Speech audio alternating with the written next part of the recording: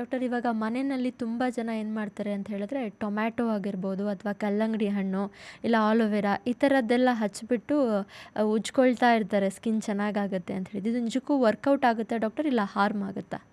ಈ ಟೊಮ್ಯಾಟೊ ಇದರಲ್ಲೆಲ್ಲ hydroxy acids ಅಂತ ಹೇಳ್ತೀವಿ. ಅದೆಲ್ಲ ಸ್ವಲ್ಪ ಸ್ಕಿನ್ಗೆ ರಿಜುವಿನೇಟಿಂಗ್ ಎಫೆಕ್ಟ್ ಇರುತ್ತೆ. ಸೊ ಸ್ವಲ್ಪ ಮಟ್ಟಿಗೆ ಯೂಸ್ ಮಾಡ್ಬೋದು. ಅದು ನಿಮ್ಮ ಸ್ಕಿನ್ ಟೈಪ್ಗೆ ಯೂಸ್ ಆದರೆ ಮಾತ್ರ ಯೂಸ್ ಮಾಡಬೇಕು. ಎಕ್ಸೆಸಿವ್ ಸ್ಕ್ರಬ್ಬಿಂಗ್ ಮಾಡಿದ್ರೆ ನಿಮ್ಮ ಸ್ಕಿನ್ ಟೈಪ್ ಡ್ರೈ ಇದ್ದರೆ ಅದರಿಂದ ಕೂಡ ಇರಿಟೇಷನ್ ಆಗ್ಬೋದು. ತುಂಬ ಜನಕ್ಕೆ ನಂಬಿಕೆ ಏನಂದರೆ ಇವೆಲ್ಲ ಆರ್ಗ್ಯಾನಿಕ್ಕು, ಕೆಮಿಕಲ್ಸ್ ಇರಲ್ಲ, ಸೊ ಅದರಿಂದ ಸ್ಕಿನ್ನಿಗೆ ಏನು ತೊಂದರೆ ಆಗಲ್ಲ ಅಂತ. ಬಟ್ ಅದರಲ್ಲಿರೋ ಹೈಡ್ರಾಕ್ಸಿ ಆ್ಯಸಿಡ್ಸು ಒಳ್ಳೆಯದು ಕೂಡ, ಆದರೆ ನಿಮಗೆ ಸೂಟ್ ಆಗಿಲ್ಲ ಅಂದರೆ ಅದು ಹಾರ್ಮ್ಫುಲ್. ಒಳ್ಳೇದು ಮಾಡೋದಕ್ಕಿಂತ ಸ್ಕಿನ್ ಕೆಟ್ಟದೇ ಆಗ್ಬೋದು.